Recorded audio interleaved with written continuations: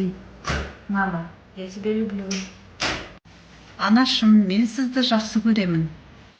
Мама, я тебя люблю. А я сам решила за цукерок.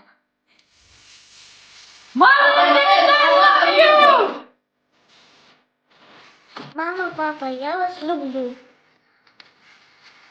Мама, папа, я вас люблю. Вы самые лучшие. Mom and Dad, I love you.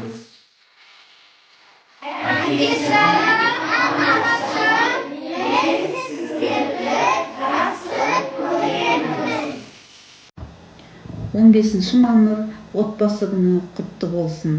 Отбасында шаттық күй орнап, ынтымақ берекесі артып, базарымыз дарқамасын. Бала-шаға аман болып, мерейлі отбасында шаттық күй кешіп, тамырымыз тереңге жайыла берсін.